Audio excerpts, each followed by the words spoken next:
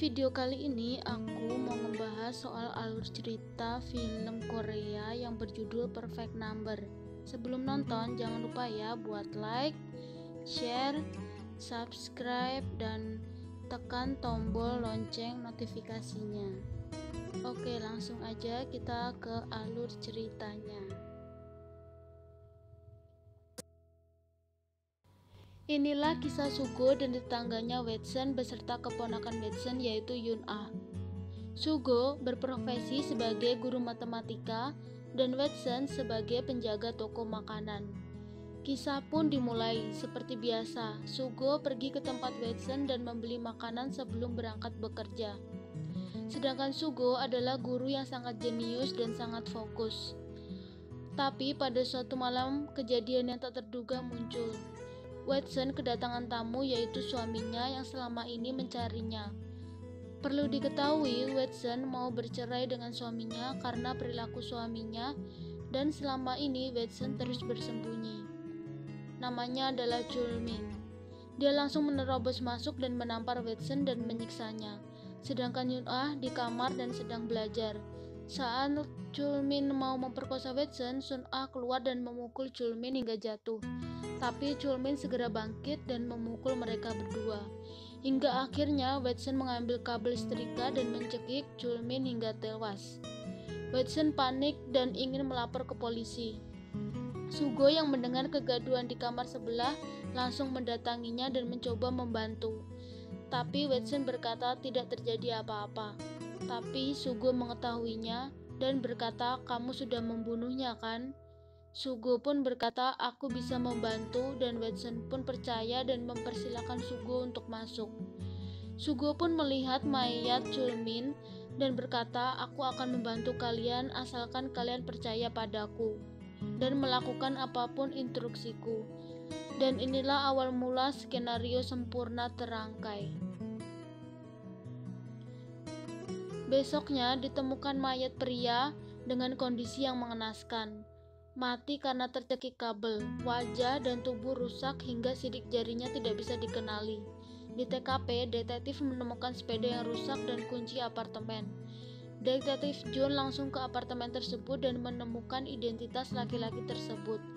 Dan detektif Joe langsung pergi ke rumah Wetsen karena diketahui Wetsen adalah istri Chulmin. Wetsen sangat ketakutan hingga tangannya gemetaran.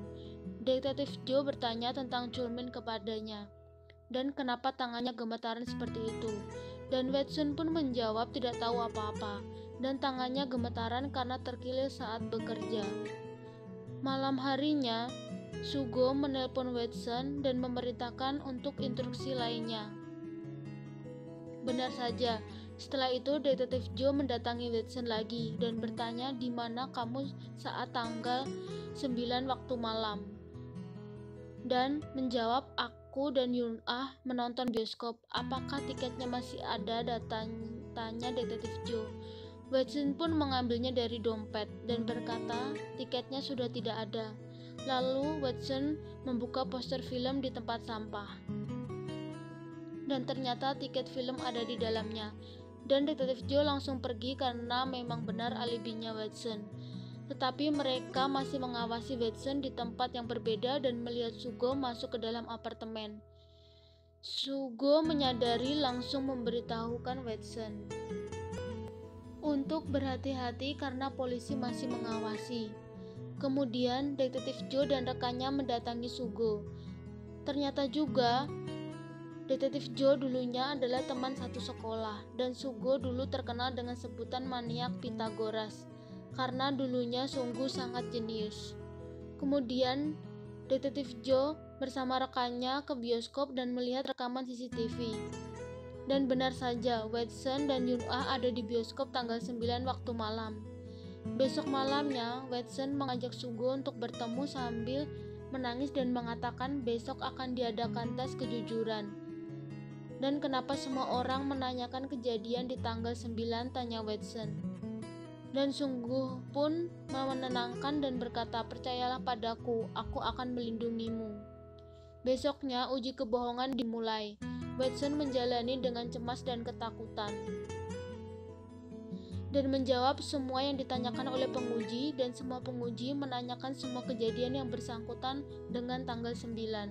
Tetapi alat detektor tidak mendeteksi kebohongan apapun. Penguji pun mengakhirinya, tapi Detektif Joe menerobos masuk karena ada satu pertanyaan lagi yang paling penting yang belum ditanyakan oleh penguji, yaitu apakah kamu yang membunuh Chulmin? Alat detektor sekilas mendeteksinya, tapi segera disudahi oleh penguji, dan Watson pun dibebaskan atas segala tuduhan. Dan kemudian Watson pulang dan bertemu dengan Sugo. Kemudian Watson pun berterima kasih kepada Sugo karena Watson bisa hidup dengan tenang bersama Yun-ah. Kehidupan mereka pun kembali tenang. Besokannya mereka pun seperti biasa. Sugo juga membeli makanan di tempat Watson sebelum berangkat bekerja. Kali ini ada yang spesial. Sugo diberikan sesuatu oleh Watson. Saat sampai di sekolah, Sugo membukanya. Itu adalah sebuah sel dan catatan ucapan terima kasih atas bantuannya. Di saat yang lain, Watson ditemui oleh kenalannya saat ia pindah. Namanya adalah Ham, dan dia sepertinya juga menyukai Watson. Tapi Watson berkata agar tidak menemuinya lagi. Dia tidak enak dengan Sugo karena diketahui Sugo juga ada perasaan dengan Watson. Kemudian Ham mengantar Watson pulang karena pada saat itu tuh hujan, dan bertemulah Watson dengan Sugo. Setelah itu Sugo menelepon Watson menanyakan apa semua baik-baik saja dan menanyakan siapa laki-laki tadi. Watson menceritakan laki-laki itu yang dia kenal suatu pindah dan sering membantunya. Kemudian Sugo pulang ke apartemennya. Tetapi Sugo sudah ditunggu oleh Detektif Joe karena teman lama Detektif Joe dipersilakan masuk hingga Detektif Joe tertidur. Saat bangun, Detektif Joe melihat sebuah buku dengan judul Perfect Number. Kemudian dia membukanya dan menemukan secari kertas seperti kertas ucapan. Tetapi Detektif Joe segera menutupnya karena Sugo memanggilnya. Kemudian Detektif Joe pergi ke dapur dan melihat plastik makanan dari tempat Watson tokonya bekerja. Lantas kemudian dia pulang. Bersamaan dengan Sugo yang berangkat bekerja, Detektif Joe dan Sugo mampir ke toko Watson seperti biasa untuk meminta sarapan dan meminta secari kertas, dan benar saja, kertas itu sama dengan yang ada di buku Sugo. Di saat yang bersamaan, Ham pun datang. Sugo pun mengajak Detektif Joe untuk segera pergi. Setelah itu terlihat Sugo menyelam di dasar kolam layaknya penyelam profesional. Mungkin agar mengasah kejeniusannya atau ada hal lainnya, orang pun tak tahu. Kemudian Sugo terlihat membakar sesuatu yang adalah syal yang diberikan oleh Watson. Detektif Joe dan rekannya belum menghentikan penyelidikan tentang kematian Chulmin, dan kemudian mendatanginya dan untuk menginterogasinya juga. Tetapi Ham tak punya alibi dalam kasus Chulmin ini. Setelah itu, Detektif Joe mendatangi Sugo yang berada di sekolah. Saat itu, Sugo keluar dari kelasnya bersama muridnya. Ketika selesai mengajar, Detektif Joe pun menyapa. Kemudian Detektif Joe bertanya kepada muridnya, "Bagaimana kesanmu dengan guru ini yang sangat maniak Pitagoras?" Murid pun mengatakan soal matematika sang guru penuh teka-teki, kadang seperti geometri, tapi padahal itu adalah fungsi, dan mempunyai tempat kosong yang bisa mengelabui seseorang. Kemudian Detektif Joe menyampaikan kepada Sugo bahwa dia mendengar dari kepala sekolah bahwa Sugo tidak masuk 2 hari berturut-turut, yaitu tanggal 9 dan 10. Detektif Joe pun menanyakan Sugo sungguh tidak pernah hampir melakukannya, tetapi bel sekolah pun berbunyi. Sugo pun menghindari dan masuk ke dalam kelas. Tetapi dalam benaknya Sugo berpikir kalau temannya itu telah menemukan sesuatu tentang kematian Chulmin. Malamnya saat Watson pulang, Watson kaget Sugo sudah berada di apartemennya, dan Sugo sedang terlihat memperbaiki saluran air Watson. Watson merasa tidak nyaman atas tindakan Sugo belakangan ini, seperti penguntit yang terus mengawasi dia. Di tempat lain, detektif Joe memeriksa jadwal Sugo dan mulai menyelidikinya, dan dia mengingat kata-kata murid itu. Buru-buru, dia pergi ke tempat apartemen Chulmin dan menemui penjaganya. Penjaga apartemen menjelaskan waktu itu hanya ada mangkuk kosong di dalam kamar Chulmin, dan belum melihat Chulmin sebelum tanggal 9. Tapi tanggal 8, Chulmin menelepon dan memesan makanan. Kemudian detektif Joe pergi ke lorong kota yang sering dilintasi oleh Sugo. Memeriksa gelandangan tersebut, dia menemukan panci makanan seperti sudah lama ditinggalkan. Kira-kira tanggal 8, detektif Joe menemukan fakta mengejutkan, karena temannya Sugo mempunyai alibi yang sangat kuat dalam kasus Watson, dan menemukan fakta Sugo juga membunuh seseorang. Besokannya, Sugo sudah ditunggu oleh detektif Joe dan menanyakan kenapa kamu kasihan kepada Watson, apa yang sebenarnya terjadi. Apakah kamu telah membunuh seseorang? Tetapi Sugo hanya tersenyum. Walaupun kamu telah mempunyai fakta yang sebenarnya, kamu tidak akan pernah bisa mengubah sesuatu menjadi lebih baik. Sugo pun pergi. Sugo pun merasa tidak bisa mundur dari segala rencananya. Sugo menghampiri Ham seolah-olah dia mau membunuh Ham. Setelah itu, Sugo ditangkap polisi. Detektif Joe pun langsung datang ke kantor saat mendengar kabar tersebut. Di saat yang sama, apartemen Sugo sudah dipenuhi oleh polisi dan menggeledah untuk mencari barang bukti. Detektif Joe kaget Sugo mengakui semuanya dan mengakui dialah yang telah membunuh Chulmin. Detektif Joe langsung menerobos masuk dan langsung berkata, hentikan semua sandiwaramu. Kau tidak benar-benar membunuh Chulmin. Bahwa semua logika yang cocok, kau bisa menjadi seseorang yang brutal saat kau memutuskan untuk melindungi seseorang yang sangat berharga. Sugo menjawab, saat aku sudah mengakui keputusan pengadilan, kasus ini akan berakhir. Kenapa kau membiarkanku menangkapmu? Kenapa kau menyak-nyakan otak jeniusmu? Teriak detektif Joe.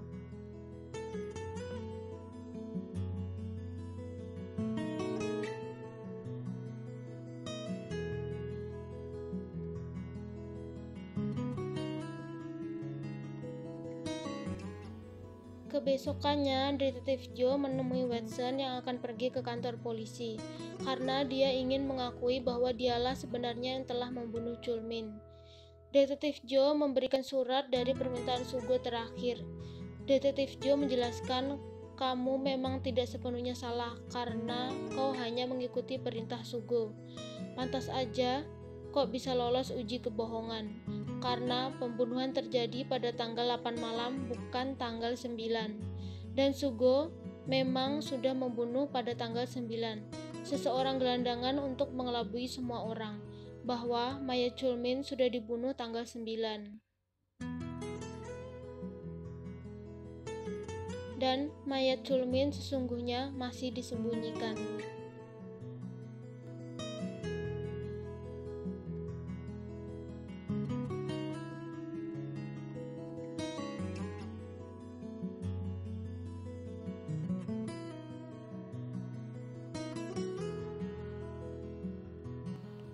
Dan yang paling dikelabui saat ini adalah kau, Watson, untuk melindungimu sampai akhir. Makanya, dia terus mengikutimu walaupun seperti seseorang yang jahat dan mengatur semuanya dari awal.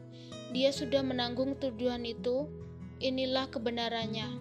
Detektif Joe pun meninggalkan Watson. Saat Watson pergi meninggalkan tempat, dia membuka surat itu.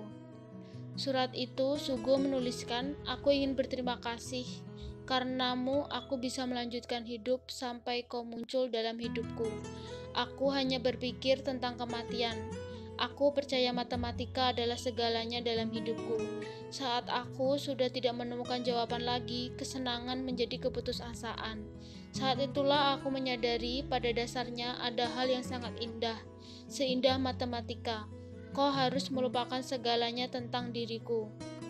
Sepertinya Ham orang yang pantas membahagiakanmu.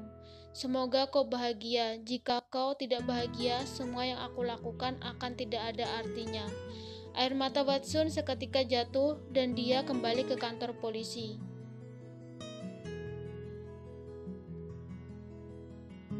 Tetapi Sugo sudah mau dibawa Watson. Terus menangis ingin bertemu Sugo, serasa meminta maaf dan menyesal karena dia tidak tahu apa-apa tentang Sugo. Sambil berkata, "Kau adalah satu-satunya alasan aku masih ada di sini."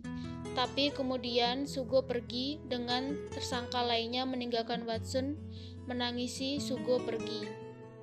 Dan kisah ini pun berakhir. Ini adalah film Perfect Number saat seseorang jenius yang ingin melindungi seseorang yang baginya sangat berharga. Dia menghitung dan membuat skenario yang sangat sempurna dari awal walaupun mengorbankan dirinya sendiri. Sekian film kali ini yang ingin saya ceritakan. Semoga kalian senang dengan alur ceritanya. Bagi kalian yang ingin menonton langsung filmnya, kalian juga bisa mendownload filmnya di layar kaca 21. Terima kasih karena sudah menonton sampai akhir. Wassalamualaikum warahmatullahi wabarakatuh.